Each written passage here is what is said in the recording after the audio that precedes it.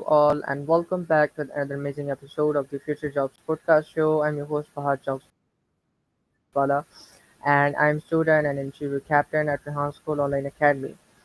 I welcome to all of you with another amazing episode where we always invite amazing and extraordinary individuals from all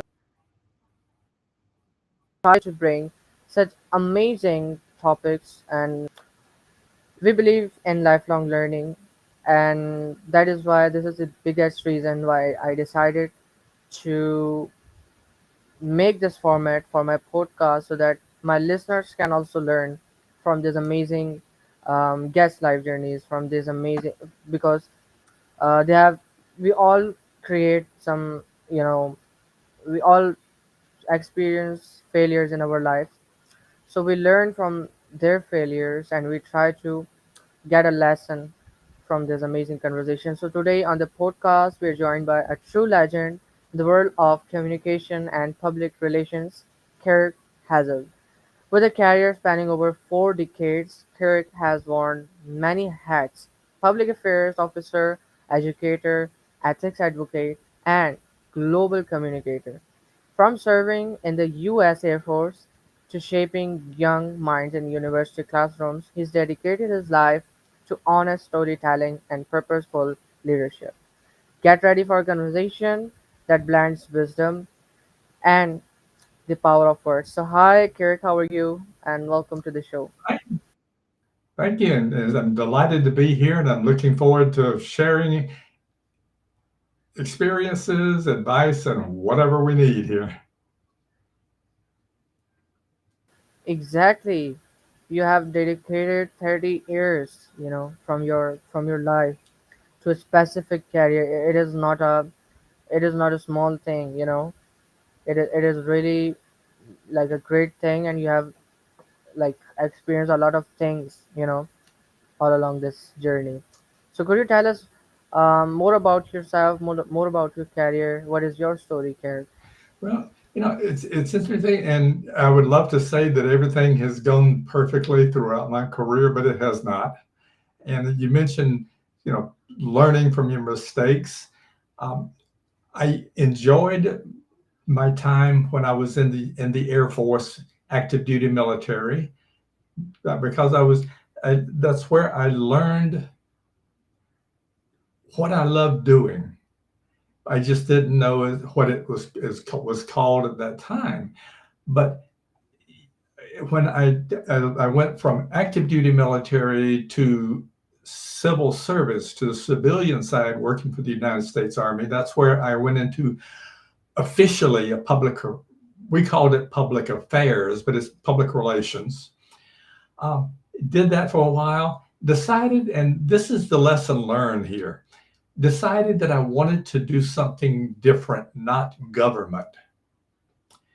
And just at the time where we lived in Massachusetts in the United States, and a technology company, about, I think they were 7 miles from where I live. So it would be a wonderful commute, not too far.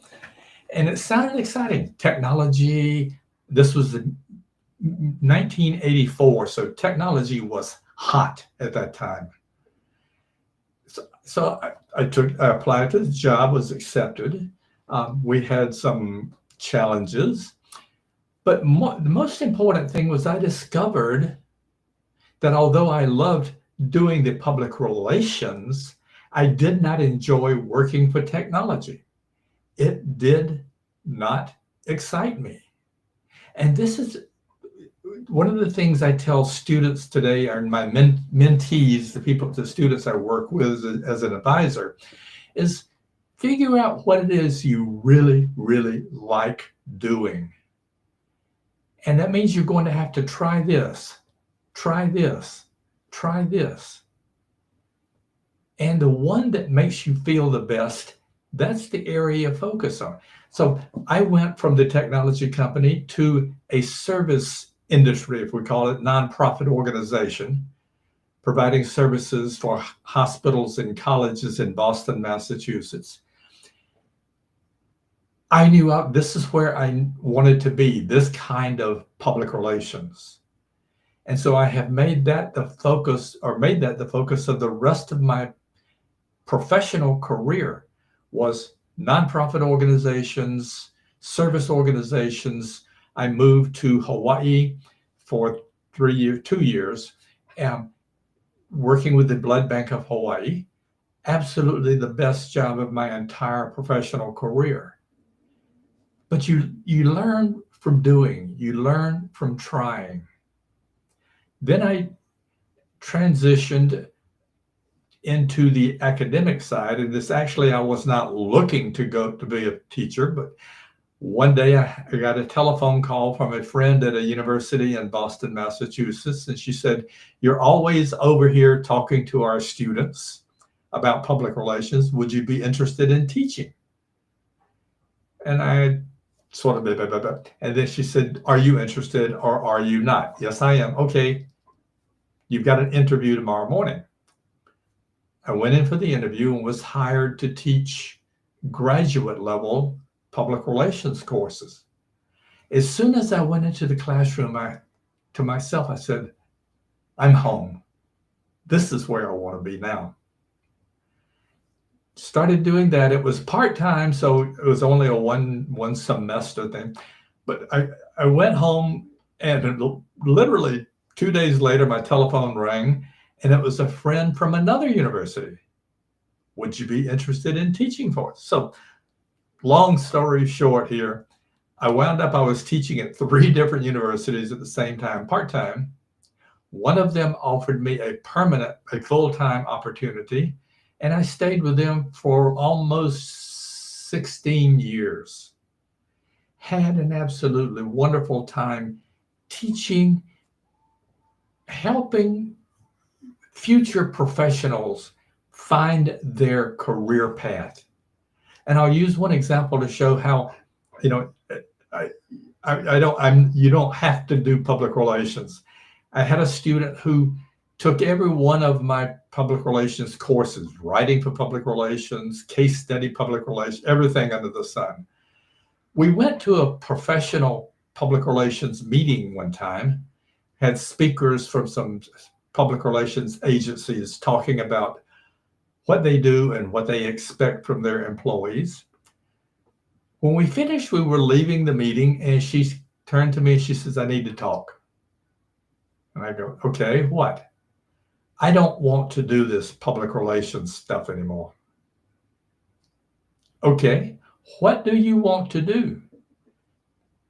She said, my second love, my other study course is social work, working in nonprofit organizations.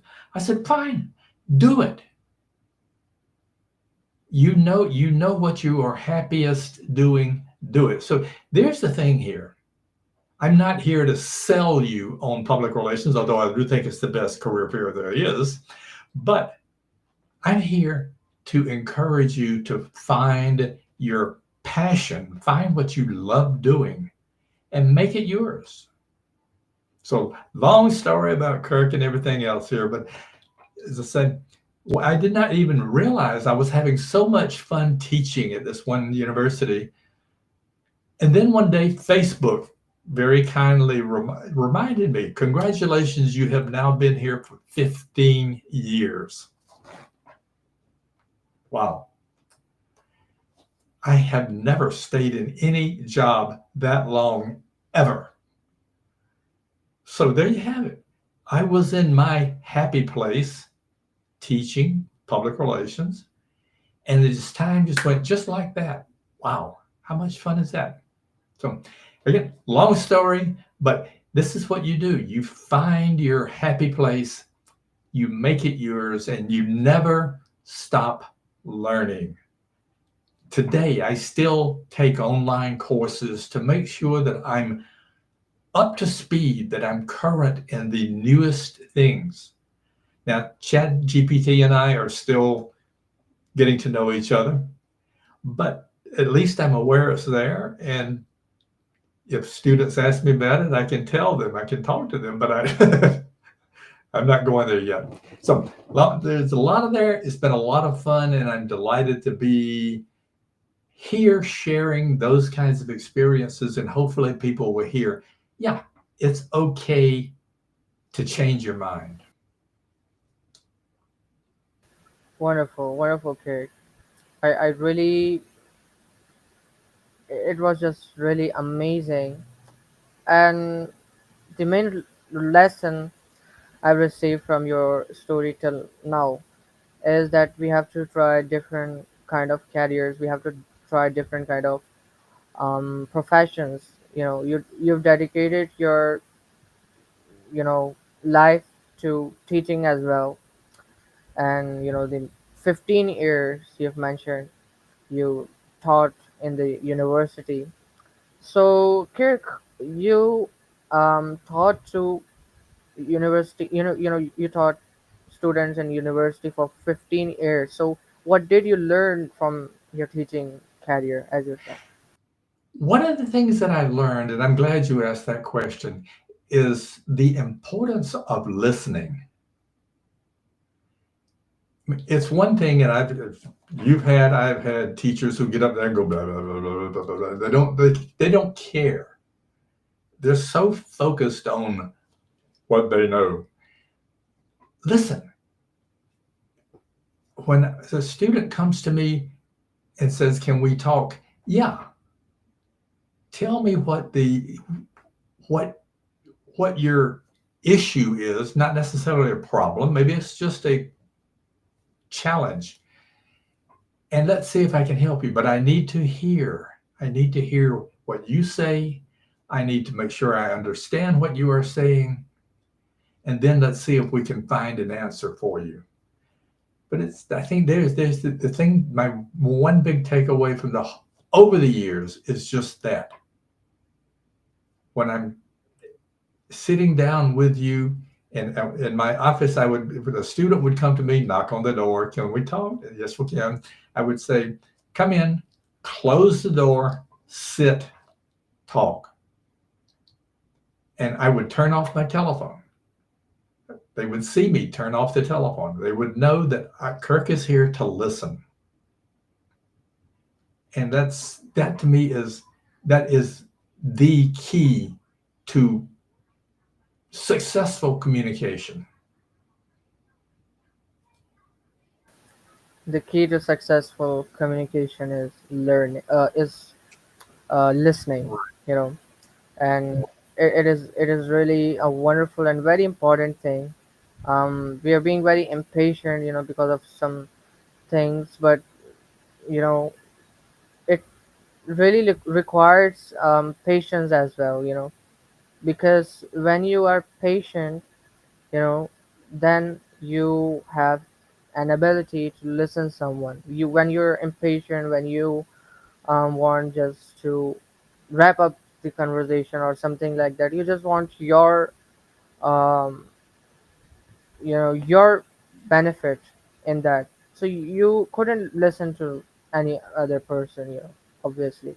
So it really requires patience as well. Yes, it does. It really does. So many believe authenticity is a currency of our time.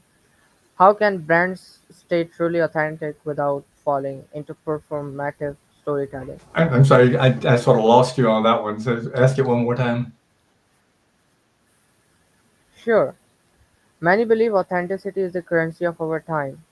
So how can brands stay truly authentic without falling into performative storytelling? I, I'm sorry. For some reason, I am not able to understand what you're saying there. I mean, I'm sorry, it's me. I'm a little bit dumb here. But I Oh, yeah, really? the words just are not making any sense to me.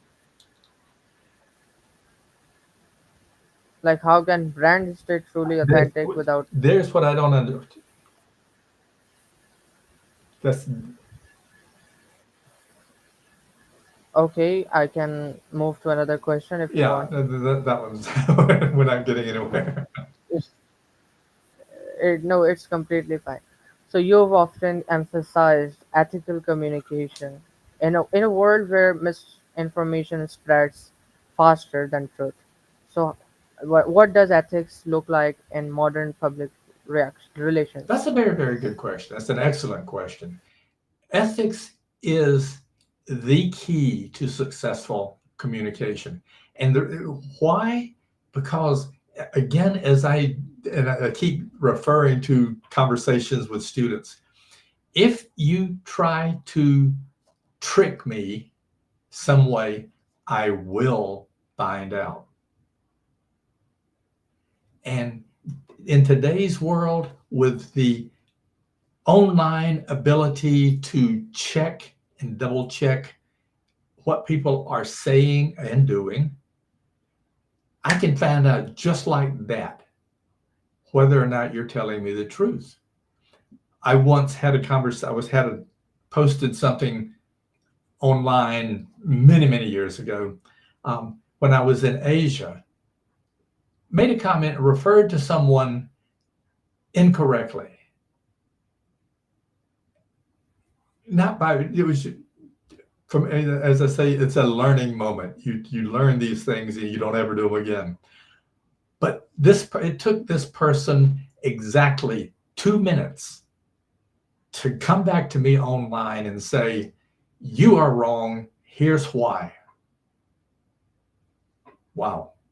So I think, some people in politics, in the government, in business, they think, "Oh, well, whatever I say, people will trust me," because no, they won't. They're going to check you out.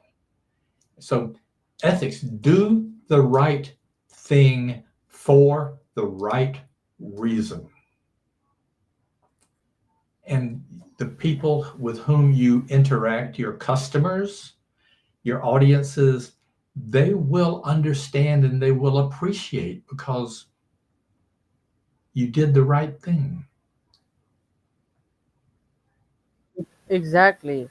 And if you are doing something wrong, so God sees you. This is the really this is we have to be just stop here. That God is seeing us. If a human is not seeing us, whether it doesn't matter because the God always sees you. So it is a great thing for us to stop right there, before moving further into that. And ethics is something which which increases your belief on someone, you know, or someone's belief on you. So ethics really does that. It really, really does. And you're absolutely right. When the other person senses, feels that you are being open and honest, they're going to trust you. They're going to follow you because they believe in what you're saying or what you want them to do. So, yeah, absolutely. Exactly. So you've mentored countless students, which is really like a very wonderful and appreciable thing. So, what qualities distinguish someone who just wants a career in PR from someone destined to lead in it? I can go back and say this sound like I'm repeating. The first thing is you have to be a good listener. But what you need to you have to want to do good things. You want to be able to communicate.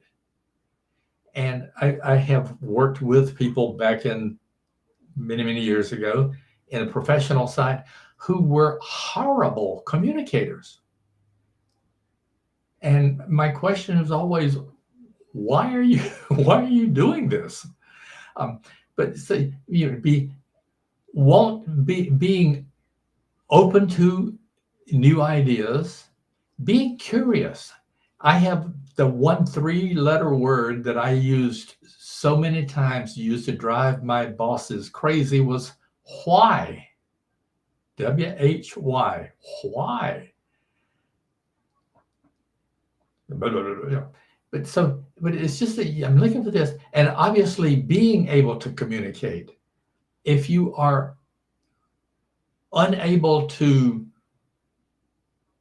state things clearly, simply. You either A, need to change career fields, or B,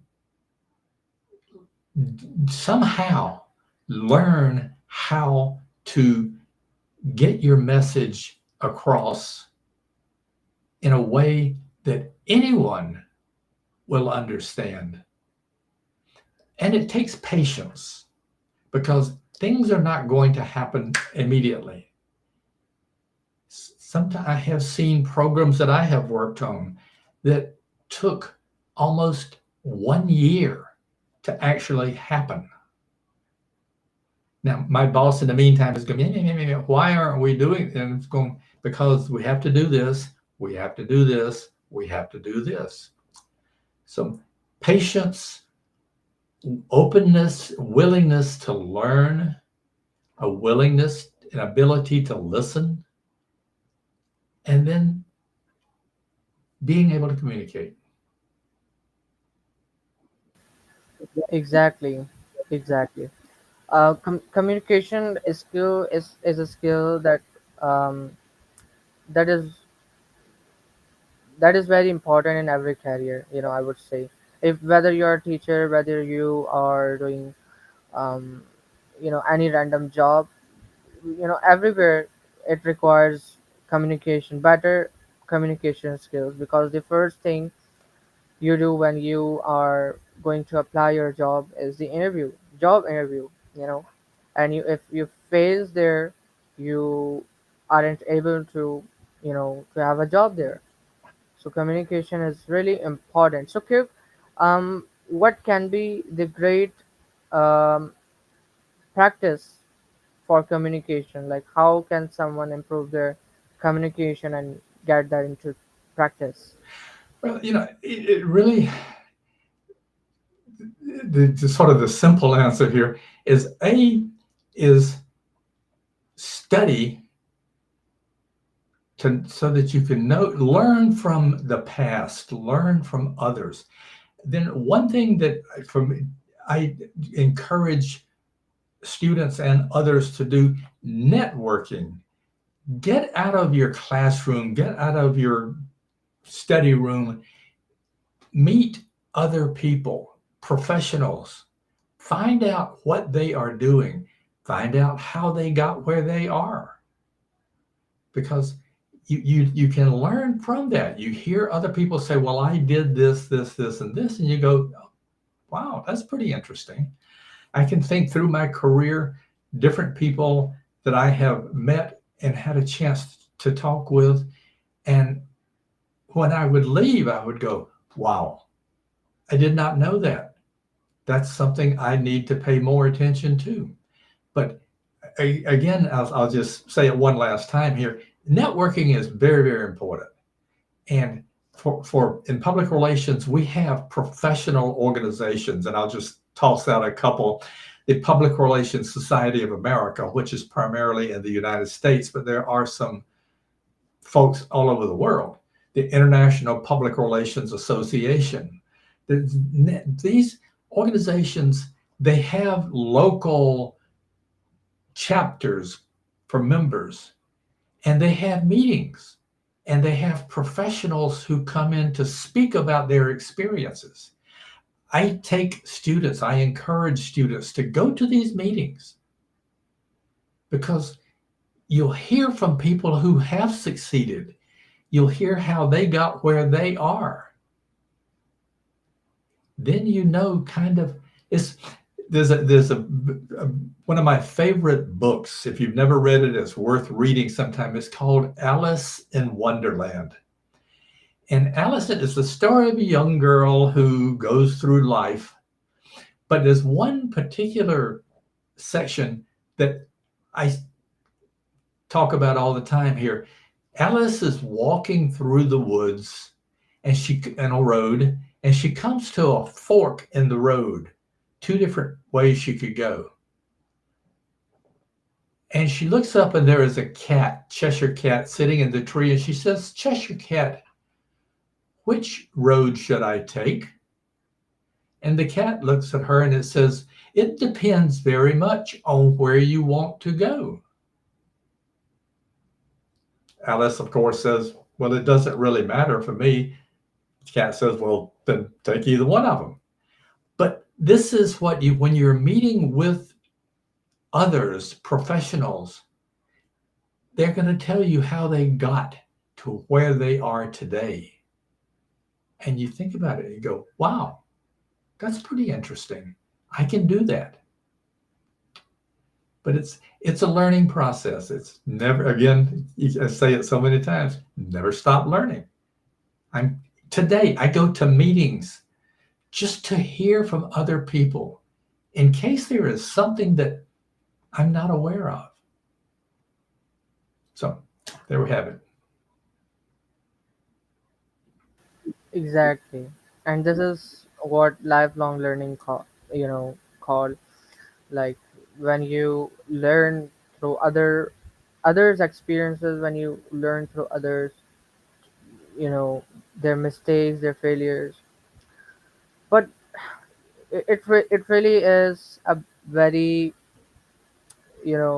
important thing, but still sometimes it becomes very difficult for others, because they're a bit slow to adopt things, and something like that. They um, do lagging in this, they couldn't adopt things very fastly. It's it's we all have weaknesses, and what you have to learn is what are your weaknesses and how do you overcome. I'll just use one personal example here. Um, I am terrified of meeting new people. For me to go to a meeting that I don't know anyone, it's difficult.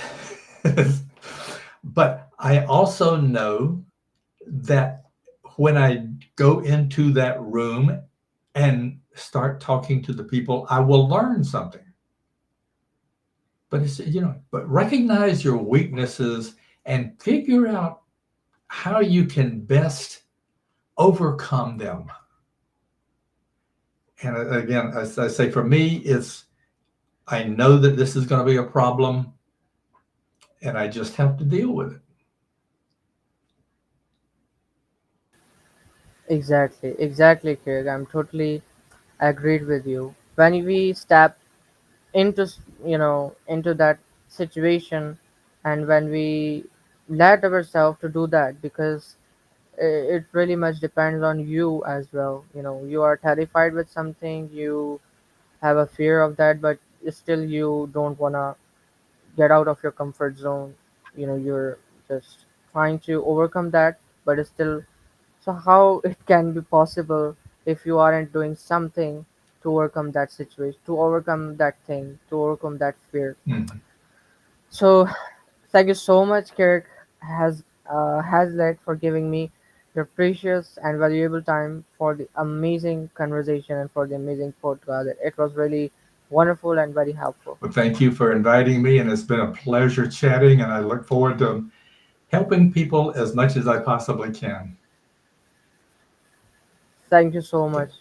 Um, Guys, we had a electricity breakdown, and sometimes when I tell people, they don't believe it. There's things that I'm doing, I'm lying to them or something like that. But I really did reschedule a lot of appointments from by my hand. But Kirk was the person who agreed with me, like he didn't said that you're lying or something, and he finally pop up here into this podcast, and we finally did the conversation. So thank you so much again, Kirk, for your act of kindness. I really appreciate that. Thank you so much, viewers and listeners, for watching and listening to this podcast. Inshallah, meet you soon with an amazing podcast. Excuse me, with an amazing guest. Till then, stay peace and take care of yourself.